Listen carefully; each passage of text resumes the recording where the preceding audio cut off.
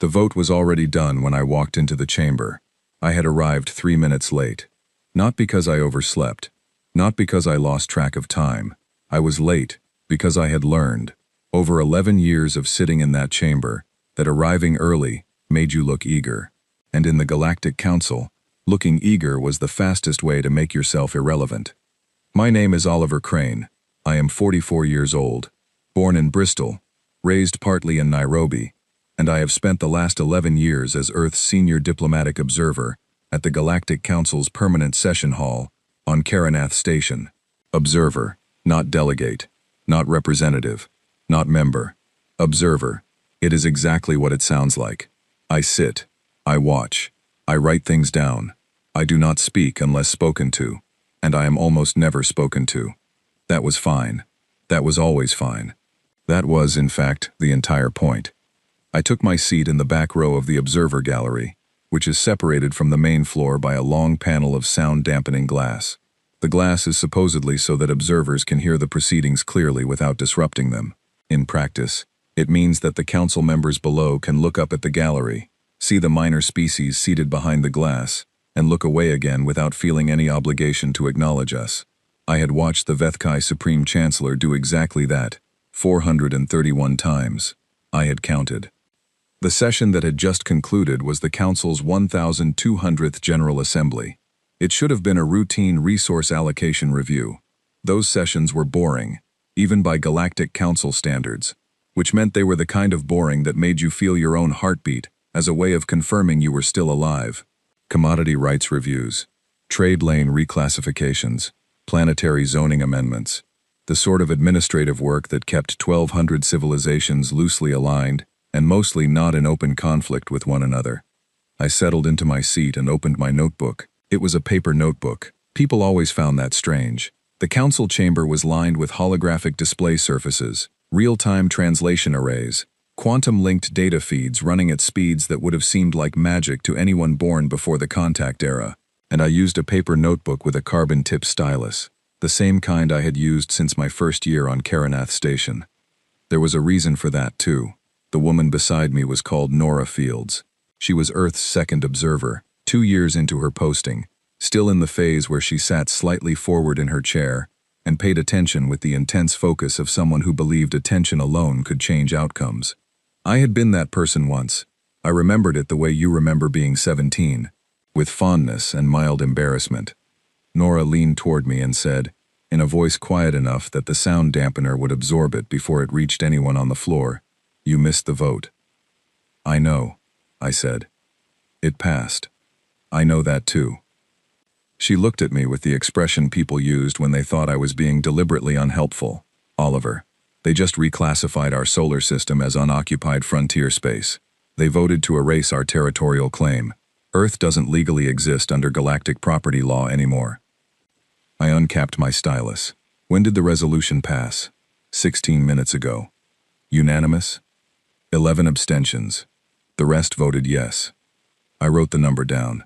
11 abstentions. That was actually more than I had expected. I had projected 7. I made a small note beside the number, a question mark, and then the word interesting. "Oliver," Nora said, and her voice had dropped even lower, and now it had a different quality in it, not panic.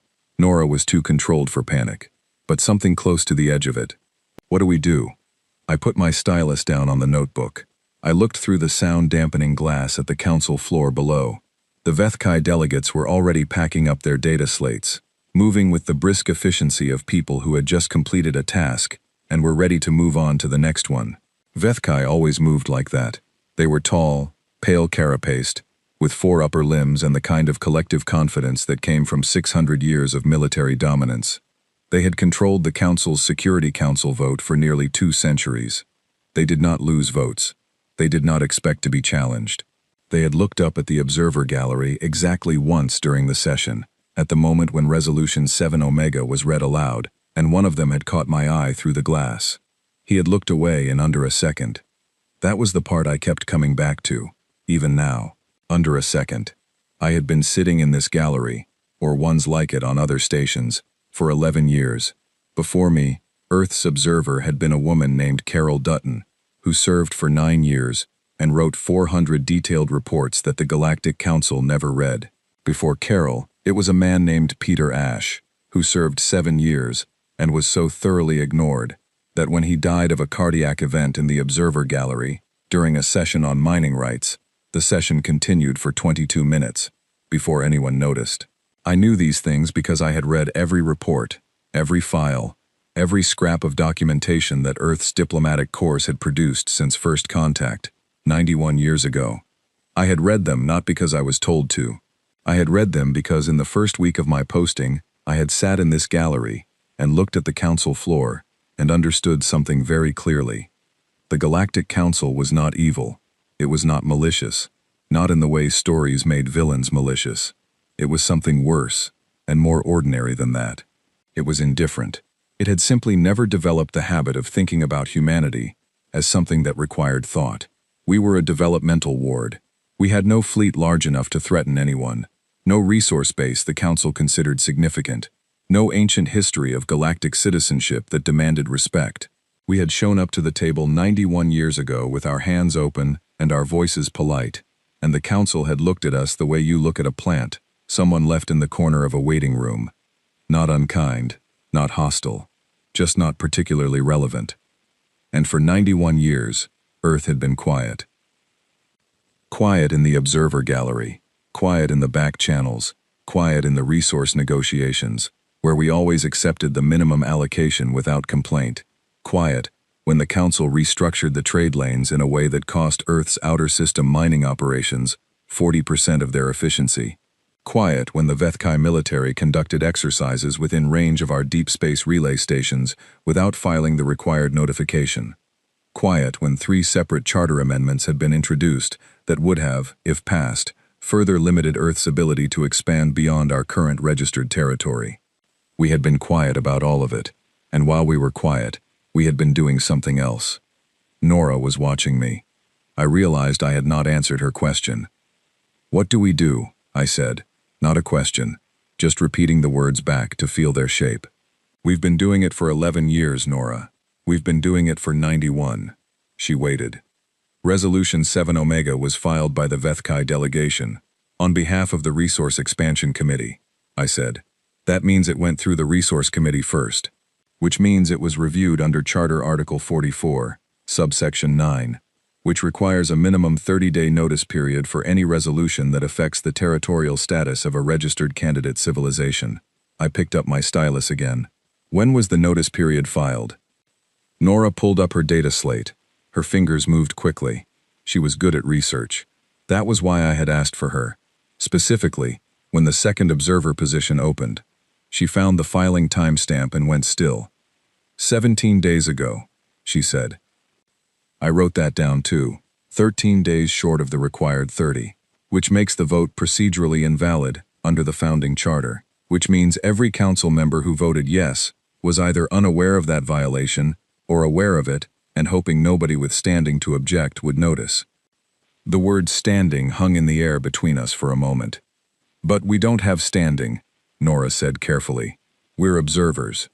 We don't have standing to vote, I said. We have standing to file a procedural challenge. There's a difference. Article 88 grants any registered entity, including candidate civilizations, the right to challenge any resolution that directly affects their territorial designation. I closed my notebook. The challenge has to be filed within 48 hours of the vote. Oliver, Nora was looking at me with something I hadn't seen on her face before, something that was closer to real fear than the controlled alertness she usually wore. If we file a challenge, we're not observers anymore. We're participants. They will see us. I picked up my notebook and stood. Nora, I said, and I kept my voice level, the way I had trained myself to for 11 years. They should have been paying attention a long time ago. I walked to the door of the observer gallery. Behind me, through the sound-dampening glass, the Vethkai delegation was filing out of the chamber. They did not look up. I set my hand on the door and thought about 91 years of silence. I thought about Peter Ash, dying in a gallery, while a session on mining rights continued below him. I thought about the 400 reports that were never read, and the trade lane restructuring, and the charter amendments, and the 11 abstentions that were more than I had projected. 11 civilizations had hesitated. 11 had not been comfortable enough to say yes. That was the thing about silence. If you used it correctly, it didn't make you invisible. It made you a container.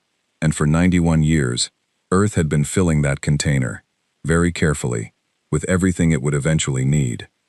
I did not smile. That would have been too much. But I felt something settle in my chest, something that had been waiting a long time to land. I opened the door and walked out. The 48 hours began now. The first call I made was not to Earth. It was to a Salundri legal archivist named Velorath, who owed me a favor from 2 years ago, when I had quietly steered a trade route amendment away from a clause that would have inadvertently damaged Salundri shipping interests. Velorath had never thanked me directly. That was not how the Salundri worked. But he had said, once, in passing, in the way the Salundri said important things, that he considered me a careful person, and that careful people were worth remembering. I called him from the corridor outside the observer gallery. The corridor was empty at that hour. Karanath Station ran on Council Standard Time, which meant it was late in the administrative cycle, and most of the staff were either in the session hall or in the dining sector on level 4. Velorath answered on the third signal. He was gray-scaled, broad-shouldered in the way of his species, with 2 sets of eyes that could focus independently. Both sets focused on me at once. That meant he was paying close attention. "Mr. Crane," he said. His translator rendered his words in clean, flat English. "The session concluded some time ago. I assumed you would be resting." "Resolution 7 Omega," I said. "I need the procedural filing history, specifically the notice period submission timestamp and the committee review chain." One set of eyes shifted slightly. "That is a matter of public record." "I know." "I need it formatted for an Article 88 challenge submission. I need it in 42 hours.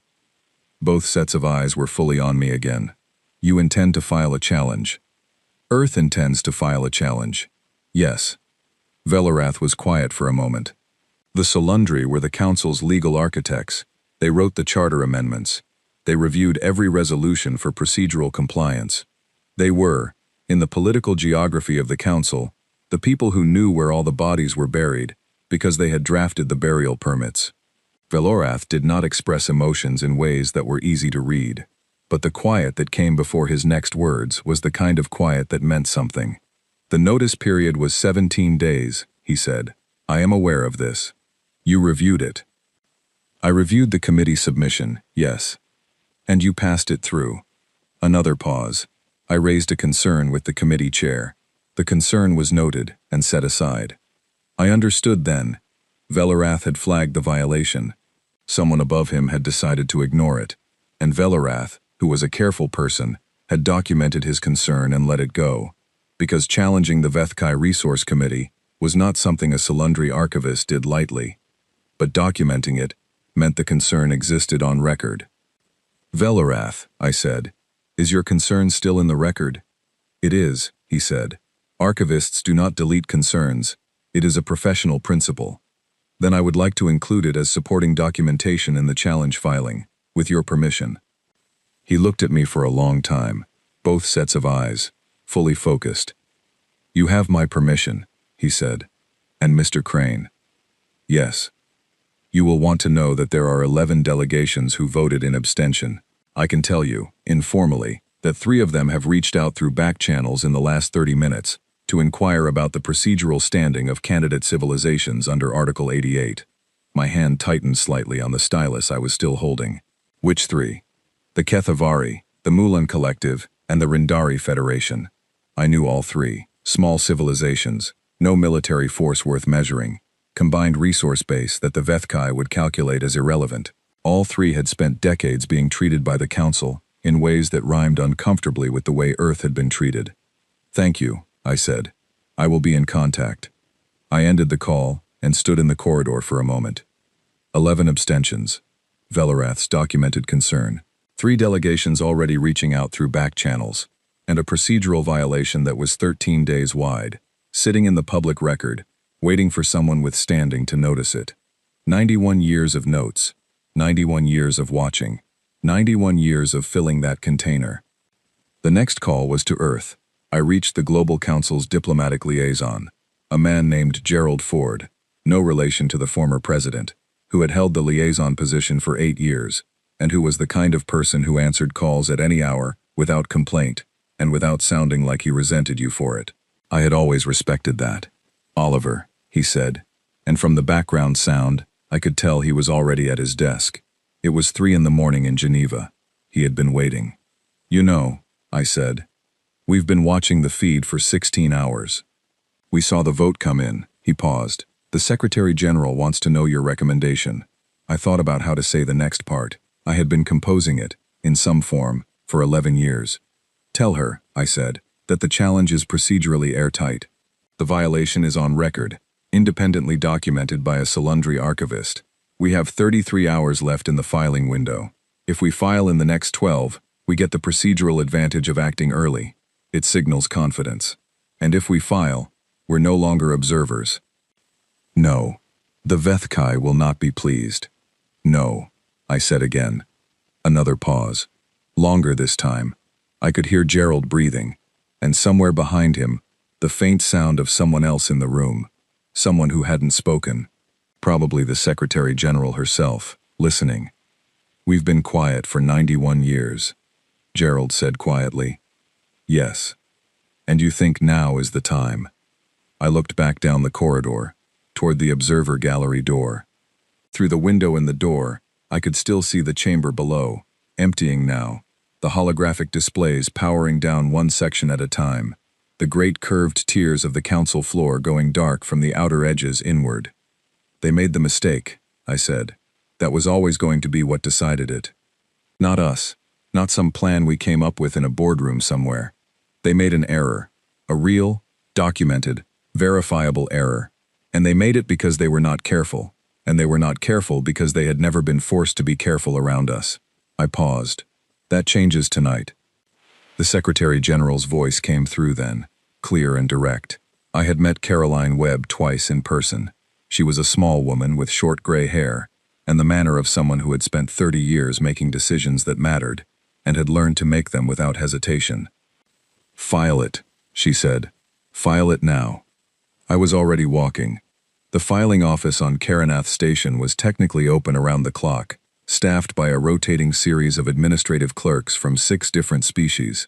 The clerk on duty when I arrived was a young Kethavari woman, one of the small avian-descended species, with blue-tinted feather structures around her temples that flattened when she was startled. They flattened when I walked in. "Observer Crane," she said. "The session has concluded for the—" "I'm not here as an observer," I said. I placed my data chip on the desk.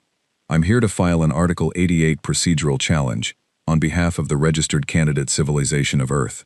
The challenge concerns Resolution 7 Omega, voted on in today's General Assembly session.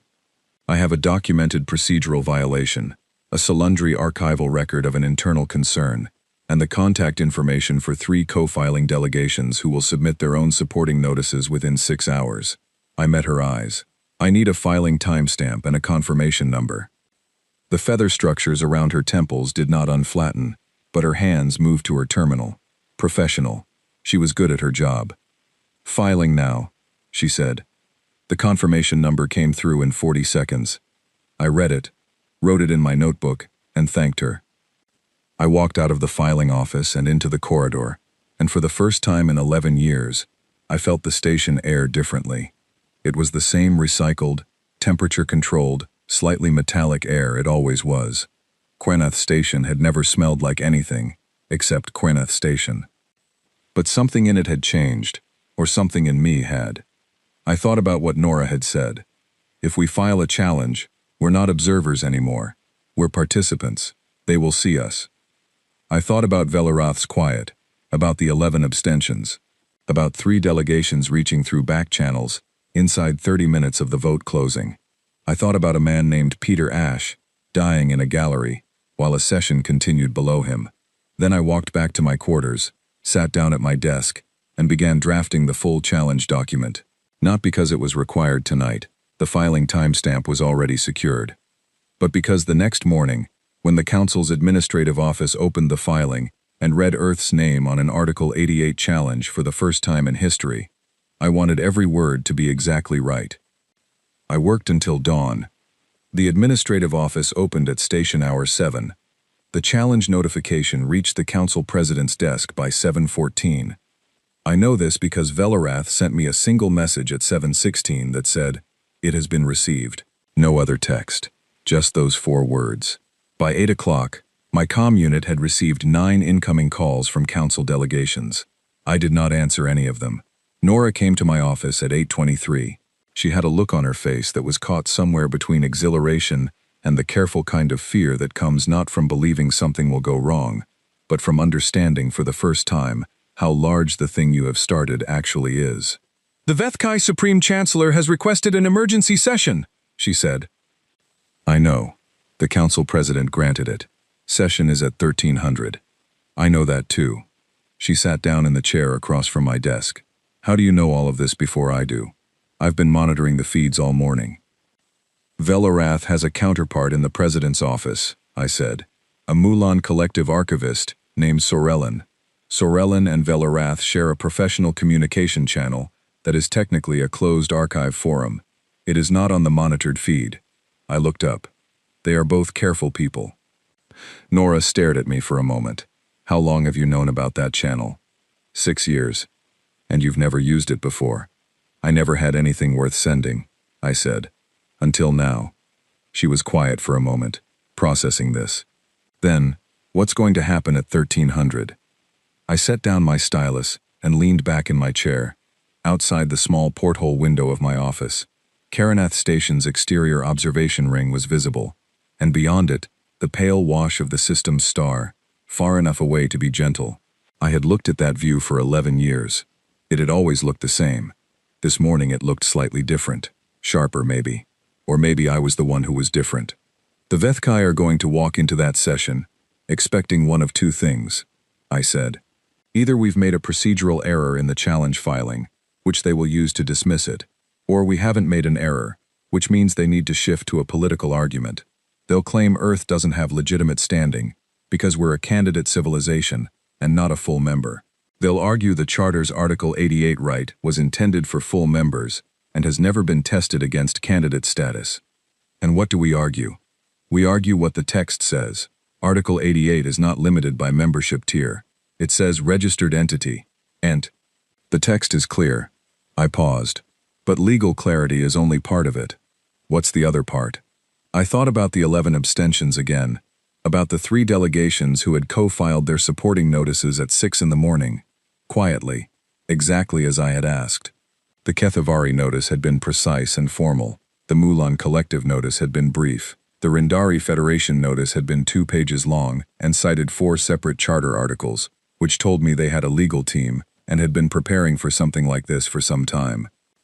That last detail was interesting. The Rindari had not been waiting for us specifically. They had been waiting for someone.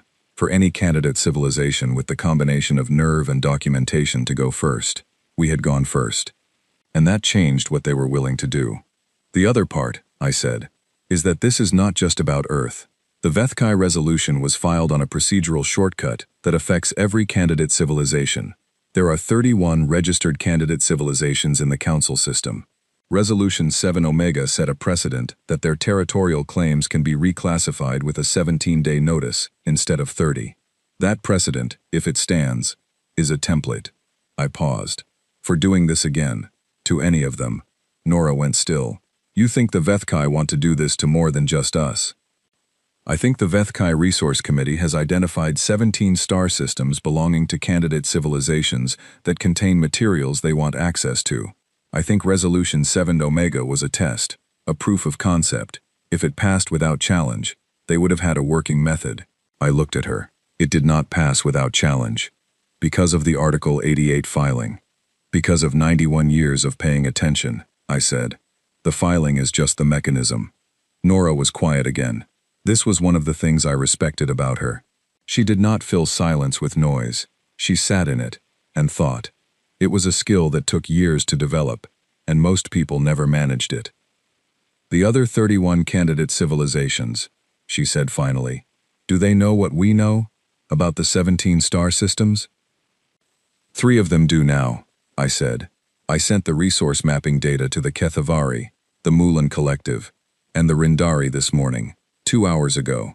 She blinked. Where did you get resource mapping data on 17 candidate civilization star systems? From the Vethkai Resource Committee's own filed reports. They're public documents. The committee is required to file resource survey results with the General Archive as part of the standard environmental review process. I allowed myself a small pause. They are not required to summarize those results in plain language. Most delegations look at the summary. I read the full reports. All of them. All of them. Over the last 4 years. Nora looked at me for a long moment.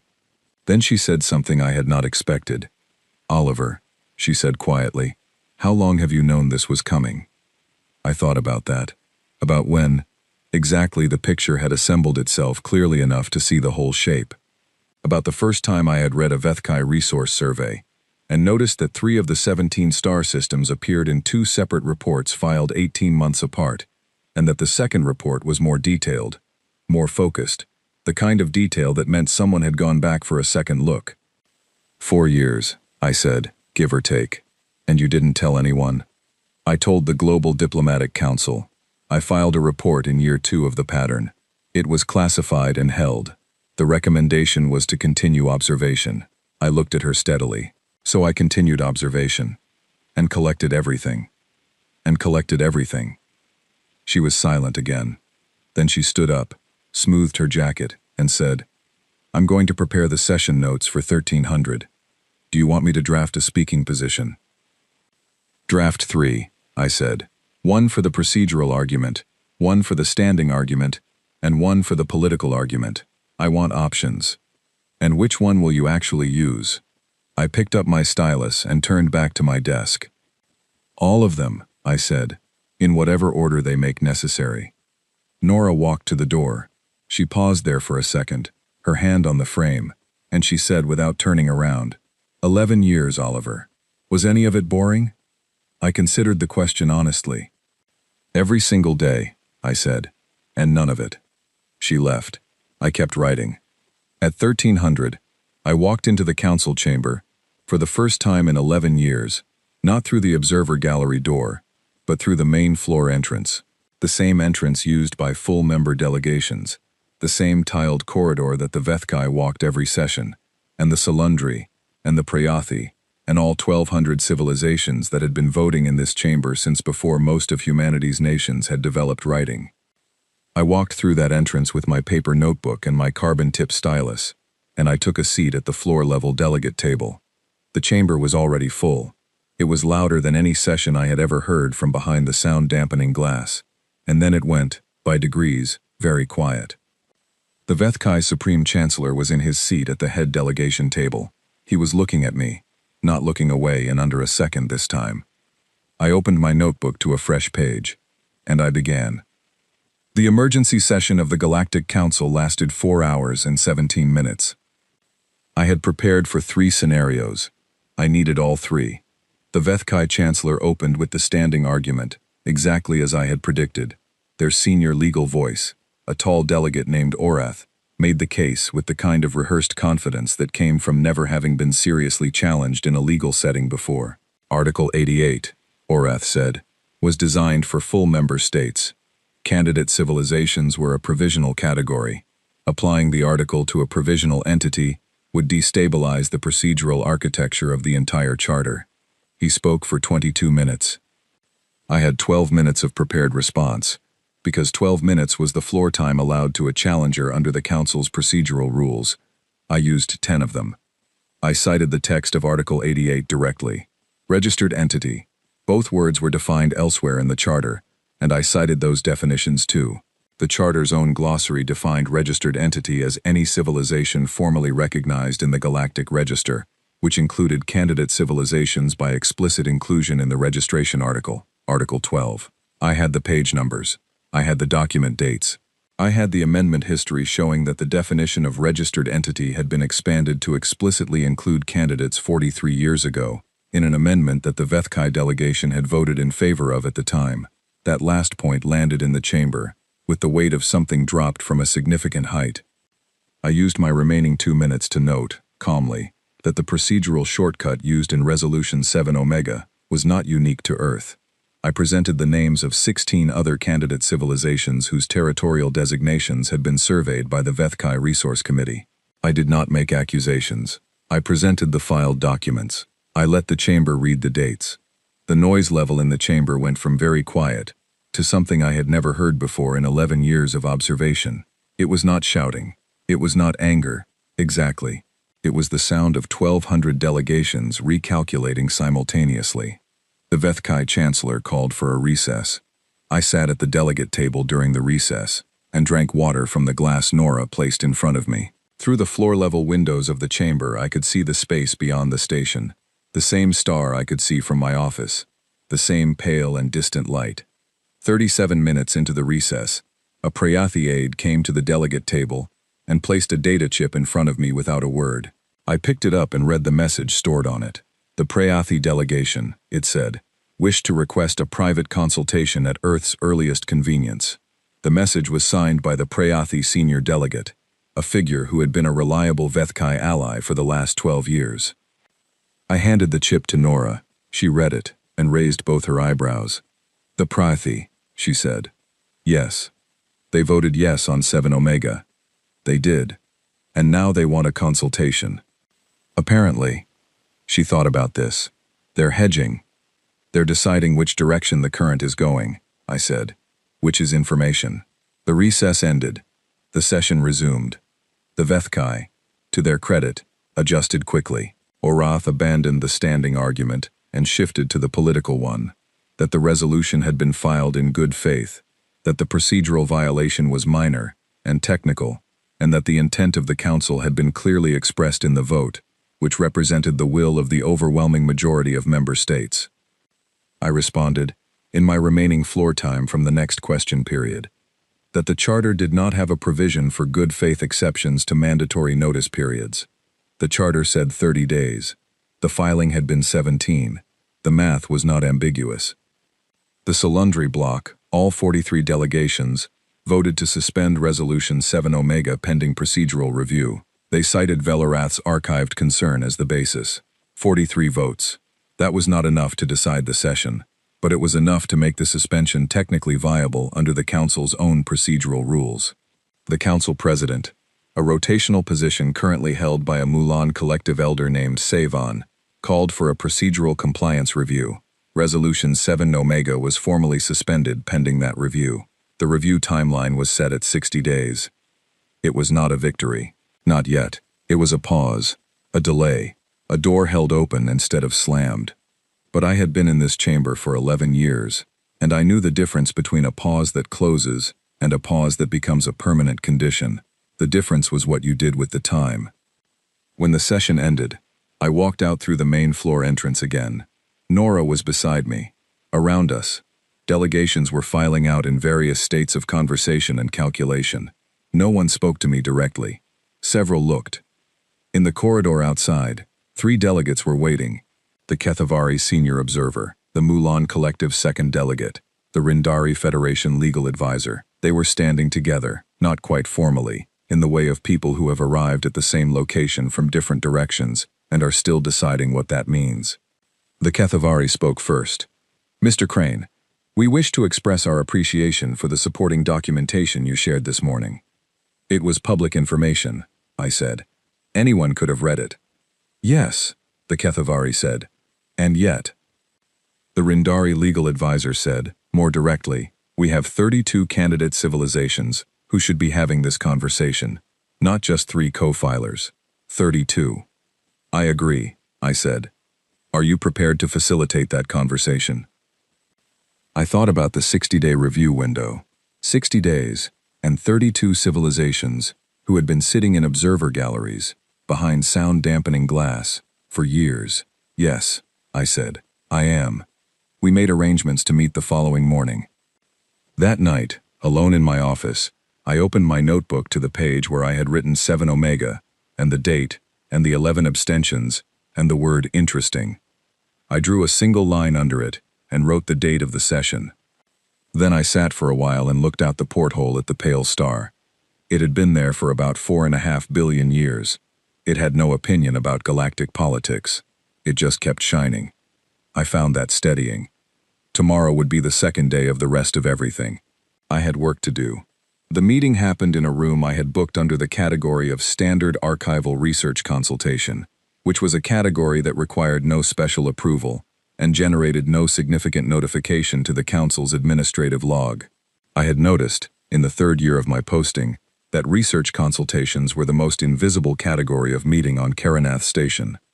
Archivists booked them constantly. No one monitored the guest lists. By 8 in the morning, 11 delegations were seated around the table. By 10, 3 more had sent representatives.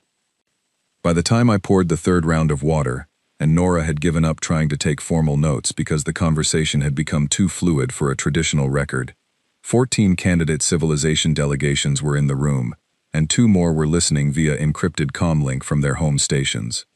The Rindari legal advisor, whose name was Owen Hartley, a detail I found quietly amusing, given that Owen Hartley was about as human a name as a name could get, and yet he belonged to a species that had evolved on a planet 600 light-years from Earth, was the one who brought the conversation to its point. "We have looked at the survey data Mr. Crane shared," Owen said. He had a precise, careful way of speaking, the kind that came from spending a career in legal settings. "We have cross-referenced it with our own territorial records.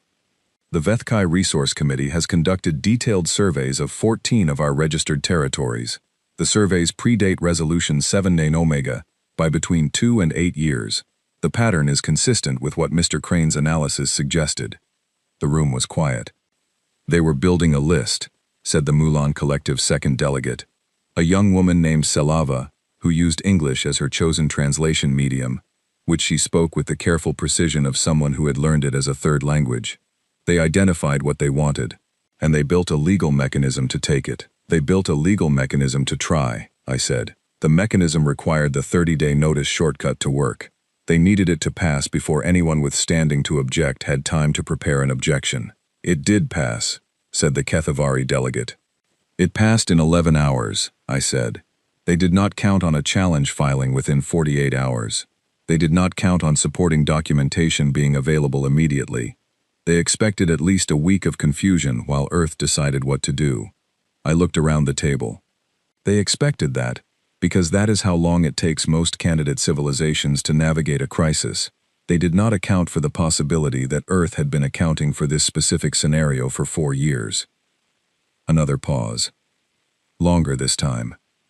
"How many documents," Selava asked, "are we talking about?" "Earth's diplomatic archive relating to Galactic Council procedural history contains approximately 400,000 individual records," I said, "cross-referenced by topic, date, filing entity, and outcome.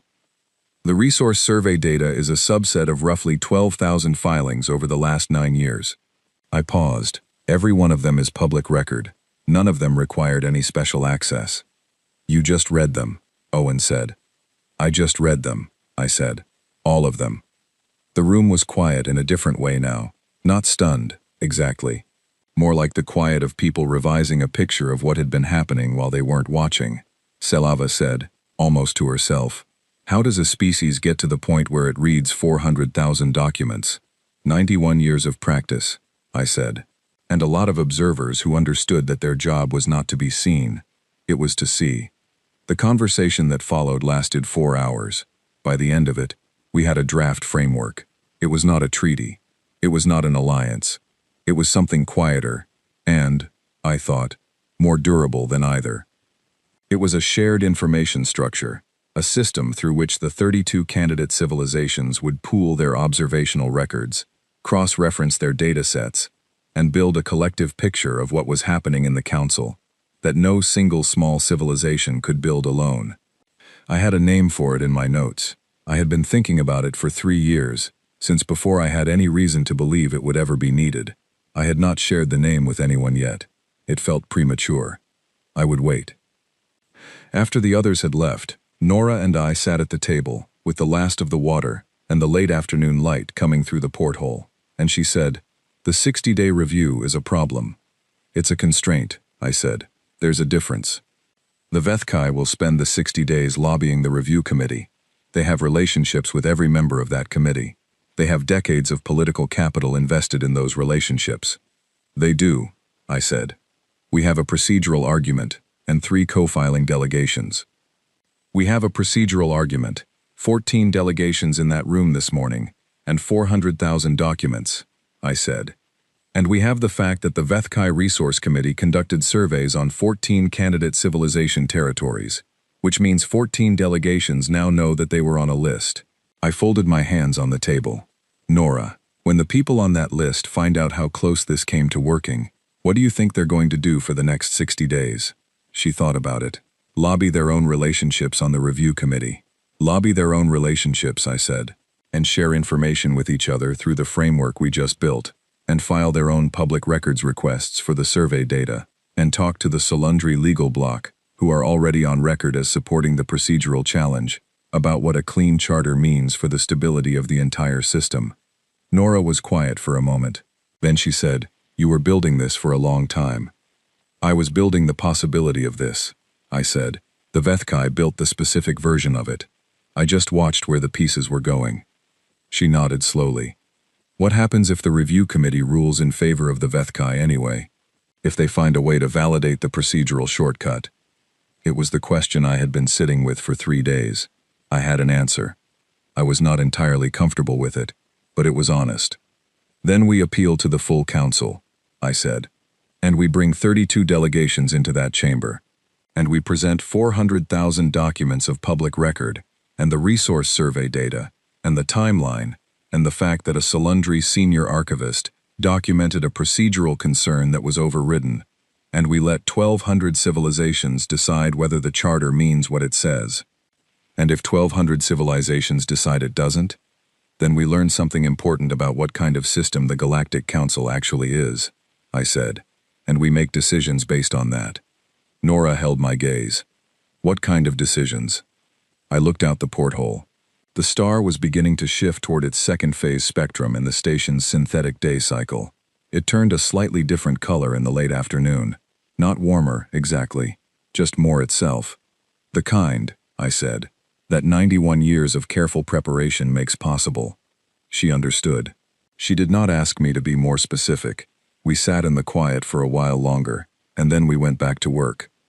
3 weeks into the 60-day review period, the Galactic Council Administrative Office received a joint submission from 22 candidate civilizations. The submission was not a legal challenge. It was a document, a comprehensive procedural audit of all resolutions filed in the past 12 years, cross-referenced against the Charter's mandatory notice and review timelines. Of the 341 resolutions reviewed, 67 contained procedural irregularities. Not all of them were significant.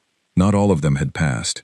But 14 of them, it turned out, had directly or indirectly affected the territorial designations or trade access rights of candidate civilizations. 14 resolutions. Over 12 years. A pattern. I did not release the document. The 22 delegations released it jointly, through their own official channels. I had shared the methodology with them 3 weeks earlier. They had built the audit themselves, using data from their own archives combined with the shared framework we had established. I was not the author of the document. My name was not on it. This was deliberate. The document landed in the Council's administrative inbox at station hour 9 on a regular session morning. By station hour 10, it had been forwarded by the Council President's office to all 1,200 member delegations. By 11, the Prayathi senior delegate had issued a public statement distancing the Prayathi delegation from the Vethkai Resource Committee's filing methodology. By 1300, 2 of the Vethkai's longest-standing political allies had issued joint statements calling for a full charter compliance review. The 60-day review period ended with the Procedural Compliance Committee's report. The committee, after considerable internal debate that produced a 200-page minority dissent, voted 8-5 to find Resolution 7 Omega procedurally invalid. The resolution was struck from the record. Earth's territorial designation was restored, and the committee's report included, in its appendix, a recommendation that the Council establish a permanent candidate civilization liaison committee, with the authority to flag procedural concerns in real time before votes were called. I read that appendix recommendation alone, at my desk, at midnight, with my notebook open in front of me. The recommendation used different language than I would have used. It cited different precedents than the ones I would have chosen. It was written by committee members I had never spoken to directly, but it said the thing I had spent 4 years building the groundwork for. Not just the thing about Earth, not shells, the larger thing, the systemic thing. The thing that was not about one planet and one procedural violation, but about what kind of system the Galactic Council was going to be. I wrote the date in my notebook. I wrote the committee vote, 8-5. Then, in the margin, I wrote the word, beginning. Because that was what it was, not a victory, not an ending, not the part where you put down your pen and say the work is done. The beginning of a different kind of attention, a different kind of presence. I closed the notebook. I turned off the desk lamp. I looked out the porthole for a moment, at the star in its fourth phase color now, deep and steady. Then I went to sleep, for the first time in 6 weeks, for more than 4 hours. The next morning, I had work to do. I was sitting at the permanent delegate table on the main floor of the Galactic Council chamber for the 63rd time when the Vethkai made their second move. I had been seated at that table for 9 months, not as an observer behind sound-dampening glass. As Earth's permanent candidate delegate, a designation that had been formalized in the 41st day of the compliance review period, when the Council President had ruled that an entity engaged in an active Article 88 proceeding was entitled to floor-level participation rights for the duration of the proceeding. The proceeding was technically closed now, since 7 Omega had been struck, but the President's office had not rescinded the participation status. I had not asked them to. They had not raised it. We had all collectively pretended not to notice, which was itself a form of communication. The chamber had changed in 9 months. Not physically. The same tiered seating, the same holographic display surfaces, the same sound architecture. But the texture of it had changed. The way attention moved through the room, where people looked when they walked in, whose table they paused near. They paused near mine more often than they used to. The Vethkai's second move was not another resolution. They had learned from the first. Instead, it was a proposed amendment to the Charter's Article 12, the one that defined registered entity, the definition that had been the foundation of Earth's challenge. The proposed amendment would add language specifying that Article 88 challenge rights applied only to full member states, not to candidate civilizations. If the amendment passed, it would close the door we had walked through. Retroactively, it would not undo what we had done, but it would ensure that no candidate civilization could do it again. I received the amendment text at 7 in the morning. By 8, I had sent it to the framework. By 9, Owen Hartley had sent back a legal analysis. By 10, I had read every previous attempt to amend Article 12 in the Council's history, of which there had been 7, and the vote records for each one. 4 of the 7 had failed. The 3 that passed had all been expansions of the article, not restrictions. The Council had, historically, been more willing to expand rights than to contract them. This was not altruism, it was politics. Contracting rights created opponents. Expanding rights created potential allies. The Vethkai Amendment was proposing a contraction. They were doing it because they needed to close the door. They needed to do it badly enough that they were willing to pay the political cost. I spent the rest of the morning thinking about what that meant, about how bad the exposure from the 12-year audit had been for them, about how many of their former allies had quietly shifted since the Compliance Committee ruling, about the fact that they were making a reactive move, and reactive moves told you things about the state of the person making them. They were afraid, not of Earth, specifically, afraid of the framework, afraid of what 22 candidate civilizations sharing information and building joint submissions looked like when it kept producing accurate, well-documented, publicly filed results. Afraid of what it would look like in another 9 months, in another 3 years. They were trying to cut the root before the tree grew any larger. At 1300, I took my seat at the delegate table, and the session opened. The Vethkai Amendment was not on the formal agenda yet. It had been submitted for consideration, which meant it was in a queue for review before it could be scheduled for a vote. That queue, under normal council procedure, was managed by the Administrative Committee, which was currently chaired by a Salundri elder. I had spoken with Velarath the previous evening, not about the amendment directly, about the Administrative Committee's procedural calendar. Velarath had mentioned, in the way he mentioned important things, that the committee's calendar was quite full for the next several months, that it was unlikely any new amendment would reach the scheduling stage quickly. Several months. The framework needed several months. I thought we could use them well. The session that afternoon was on trade lane realignment in the outer sectors. It was, objectively, a deeply boring session.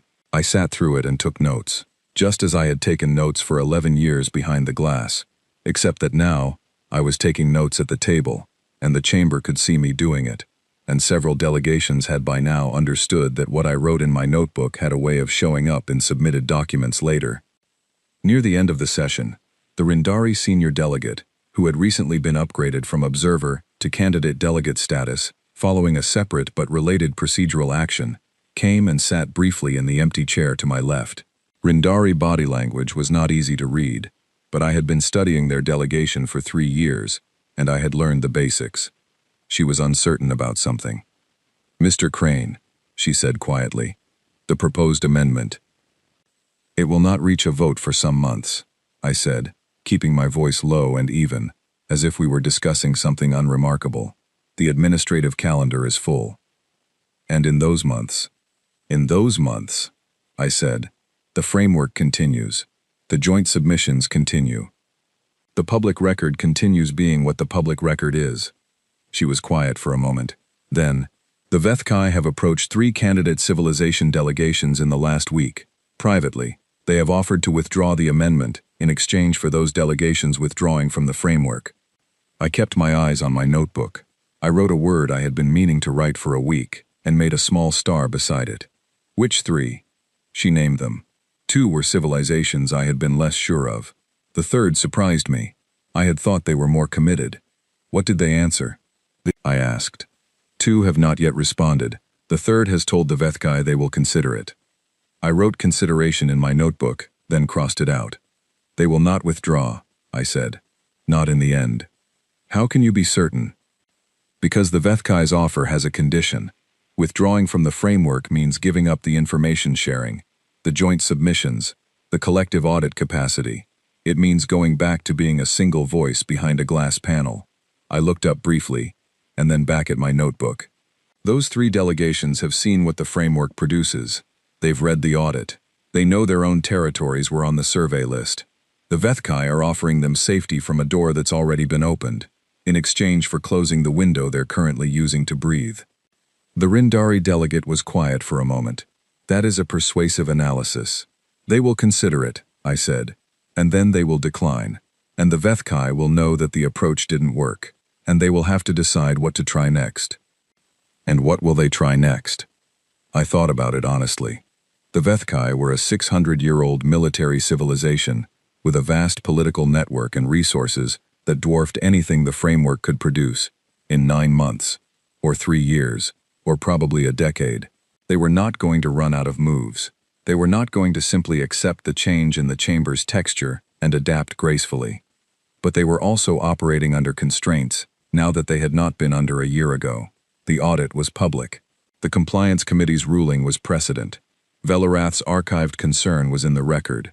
And 1,200 civilizations in this chamber had watched a candidate civilization walk through the main floor entrance with a paper notebook and a procedural challenge, and they had watched what happened afterward.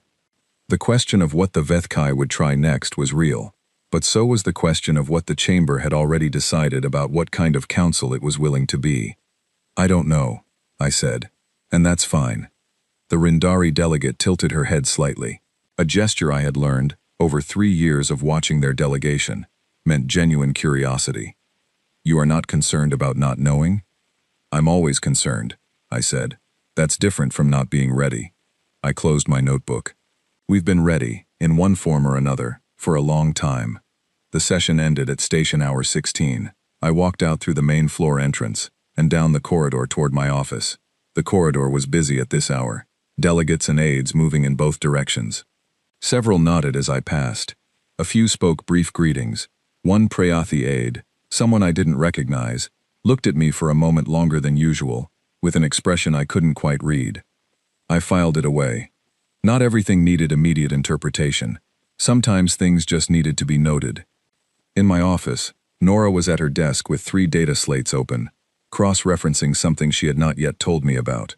She had developed the habit, over 9 months, of running her own threads of analysis independently and bringing them to me when they were ready, rather than at every step. I had encouraged this. The framework was stronger, with more minds working it from different angles. The 3 delegations the HFY approached, she said without looking up. I had flagged 2 of them for follow-up last week. There was a pattern in their framework submissions that suggested they were receiving pressure from outside the group. You flagged it last week and didn't tell me? I wasn't sure yet. I'm sure now. She looked up. They'll hold. Both of them. The third I'm less confident about, but I think the Rindari have a relationship there that we don't. I'd suggest asking Owen to reach out. I looked at her for a moment.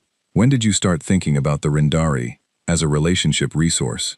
6 months ago, when Owen mentioned in passing that he had studied at the same Galactic Law Institute as the 3rd delegation's senior advisor, before either of them were working in diplomatic roles. She held my gaze steadily. I noted it. It seemed potentially useful. I was quiet for a second. Nora, I said. Yes. You're going to be very good at this. She looked, for a brief moment, as if she might say something. Then she turned back to her data slates. I know, she said. I've been paying attention. I sat at my desk. I opened my notebook to a fresh page. Outside the porthole, the star was deep in its 4th phase spectrum, the color it turned in the late station afternoon, steady and old and indifferent and, from this particular angle, very beautiful. I thought about Peter Ash, about Carol Dutton, about the 400 reports that were never read, about 91 years of observers sitting behind glass and watching and writing things down and being ignored.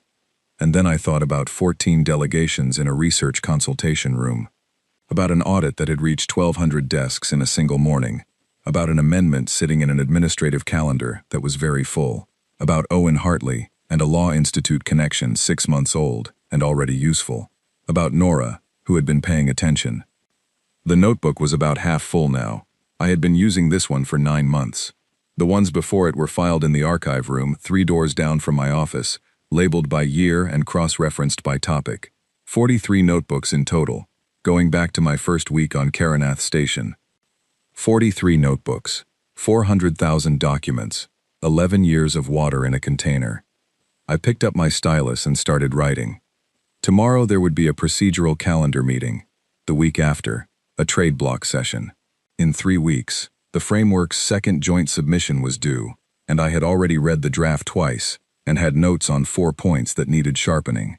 In 2 months, the HFY amendment would still be sitting in the administrative queue, and the question of what they tried next would begin to have clearer shape. And somewhere in between all of that, the council was continuing to change, slowly. The way large things change. Not with a single moment of reversal, but with 1,000 small adjustments that accumulate into something irreversible. I was not the one making that change. The change was being made by 14 delegations who had learned to share information, and 22 who had filed an audit, and 8 compliance committee members who had decided the charter meant what it said, and a Salundri archivist who had kept a concern in the record because archivists did not delete concerns, by a Rindari legal advisor with a coincidental connection to someone who needed a friend, by Nora, who noticed things 6 months before they were useful. I was the person who had been quiet for a long time in a gallery, watching the floor, writing things down. And then I had walked through the main entrance, and everything had changed shape. Not because of anything dramatic, not because of a moment of heroism, or a confrontation, or a reversal of fortune so complete that the gallery broke into applause. Because of a filing, a procedural document, airtight and boring, and exactly correct, submitted 41 hours before a deadline. That was the thing about this kind of work. It was not exciting, most of the time. It was reading. It was note-taking. It was long meetings in unremarkable rooms, talking through frameworks and methodologies and calendar logistics. But it was the kind of work that accumulated. And accumulation, I had learned, in 11 years behind a glass panel and 9 months on the floor, was the most powerful force in any room. I wrote until station hour 20. Then I put down my stylus, closed my notebook, and went to find dinner. The star outside the porthole had shifted to its evening spectrum, A deep and patient color. Very old, very bright, very far away. It had been shining for 4.5 billion years. It would keep shining for several billion more. I thought we were probably fine. The vote on the Permanent Candidate Civilization Liaison Committee happened on a Tuesday. I know it was a Tuesday because Nora had written Tuesday in large letters on the small physical calendar she kept on the corner of her desk, with a circle around the date and 3 question marks, which was her way of marking things that were important but whose outcomes were uncertain. She had started the calendar 7 months ago. It had a lot of circles on it. Most of the questions had been answered by now. The Liaison Committee proposal had originally come from the Compliance Review Committee's appendix, which was a recommendation and not a resolution. Someone had to convert it into an actual proposal for a vote. That someone had turned out to be a coalition of 9 member delegations, 3 of whom were Salundri, 2 were mid-tier member states with long histories of supporting charter reform, and 4 were candidate civilizations that had been upgraded to candidate delegate status in the last year. Earth had not formally submitted the proposal. Earth's name was on the list of supporting delegations, 1 name among 9. I had helped draft the procedural language. That was, as far as the public record was concerned, the extent of my involvement. The vote required a simple majority, 733 yes votes out of 1,200 possible. At 8 in the morning, I walked onto the council floor and took my seat at the delegate table. Nora sat to my right.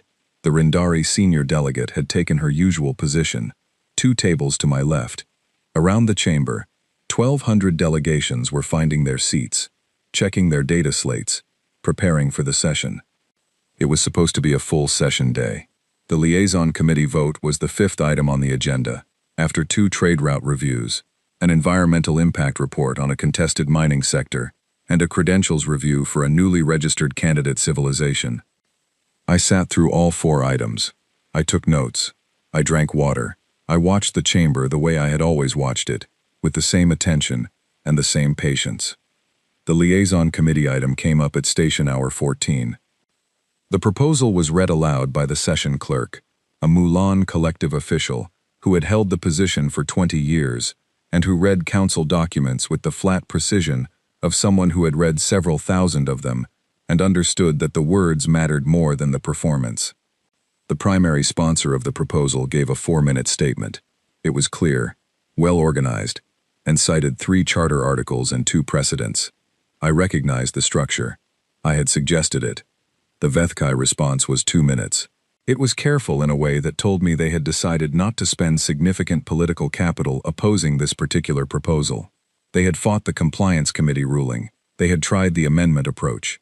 They had reached out to framework members and not moved them. They had calculated, I suspected, that the Liaison Committee was less threatening than the framework itself, because a committee inside the council's own structure was something they could eventually influence from within. They were not wrong about that, but it would take them years. And by then, the framework would be further along. The vote opened at station hour 15. I watched the board. 1,200 positions, each one representing a civilization, flipping from pending to yes or no, or abstention, as delegates submitted their responses. The first 100 came in quickly, the next 200. The split was holding around 60% yes. At 500 votes counted, it was 4-6 against. My stomach did something it rarely did during sessions. I wrote the numbers down. At 700, it had moved to even, exactly even, 350 each way. Nora said very quietly, "It's going to be close." "Yes," I said. The last 400 votes came in over 20 minutes.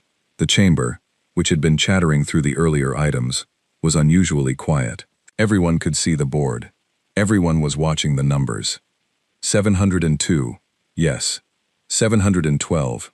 The threshold was 733. At 728, it stalled. The remaining votes were still pending.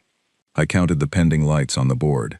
9 delegations had not yet submitted. 5 submitted in the next minute. 3 yes, 2 abstentions. 731, 2 votes short of the threshold. 4 delegations still pending.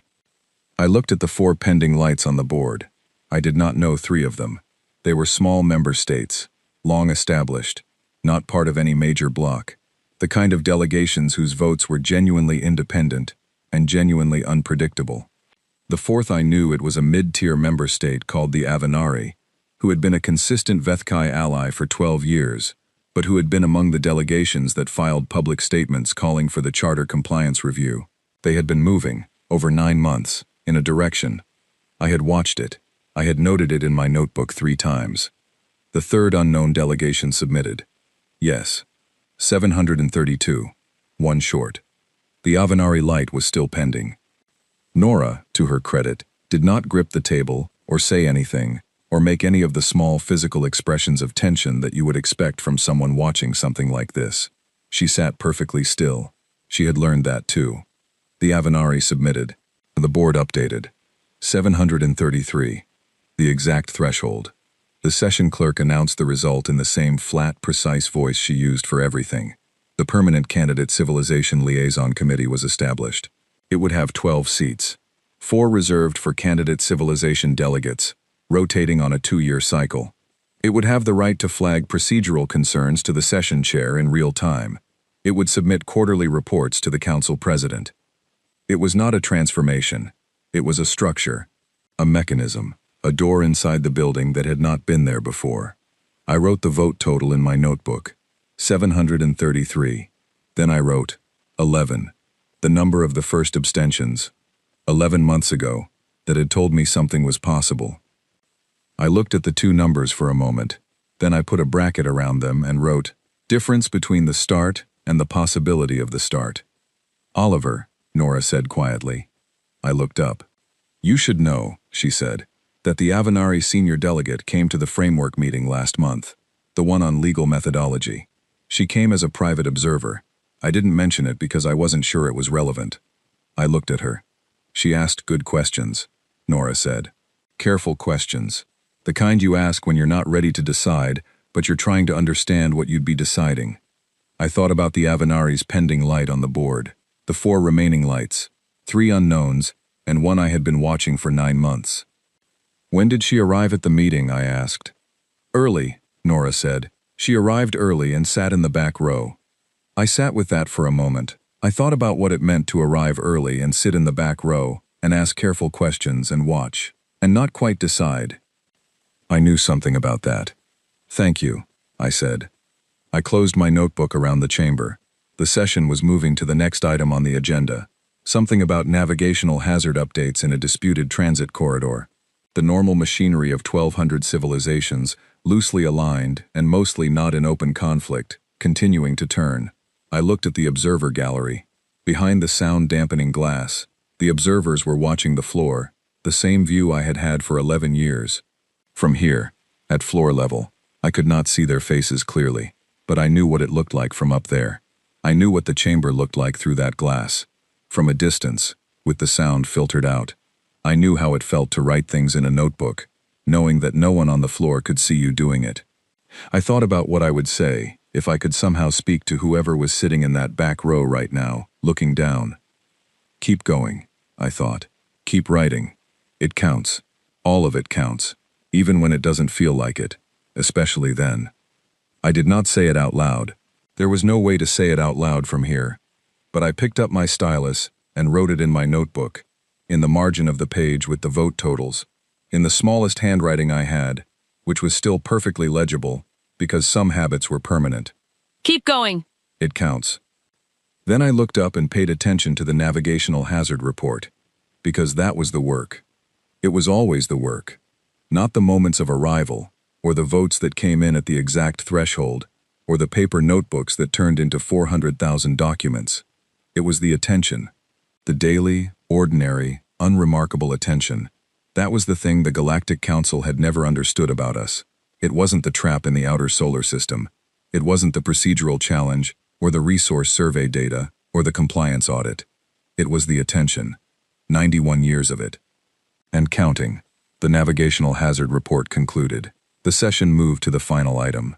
Outside the porthole, the star was doing what it always did at this hour, shifting through its spectrum, old and steady. I opened my notebook to a fresh page, and I kept going.